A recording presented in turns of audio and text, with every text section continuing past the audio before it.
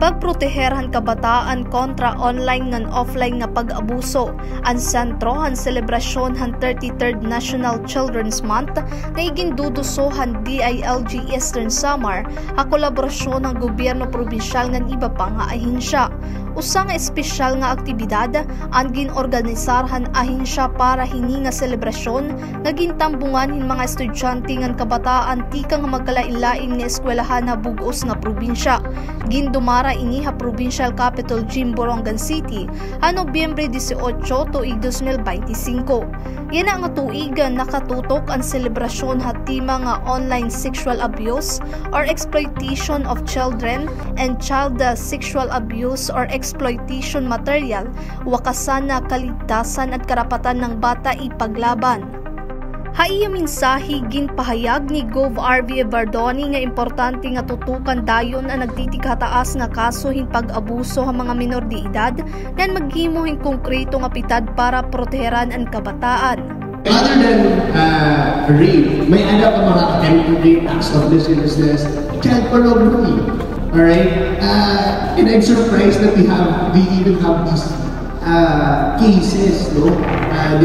Yung medyo mataas ang number. And also, there are also some cases of children in conflict with the law. And mataas no? Yeah, 82. No? 82. Diba? So, very alarming numbers. Which is why, when I'm happy na kada bukto, kayo, no? I think well represented. Di karamang magpili ka para ma-inform yung mga kasangkayan, di ba? Maguligan nila na diri dapat sugal. Natatabuha doon. Kaya na dapat mga measures. Talaga, you have such a high potential. I feel like there is no ceiling. Meaning that there's no ceiling na pwede yung to reach higher than your limits. Okay? And that's why it's important gabayan natin mga sumiriling na National Children's Month celebration na natin pakikipag-istorya iyo para ikaramot, since iba naman ang iyong generation, ikaramot ang pag-aaral kung namin iyong mga pinaglaran. Okay. Diba? So I hope that we can help you develop your skills, yourselves, holistically. Di rin lang through education, di rin lang panawas, but holistically, even with your character. Sumalakan Shaira makawiling ng Jan Badyon, mga partisipante han aktibidad dako anira pasalamat tungod na hibaruhirahan ira mga katungod ngan paagi kun paunan on proteheran an ira kalugaringon na social media. I am John Arlisem Badyon from Belgrade Candido Memorial National High School,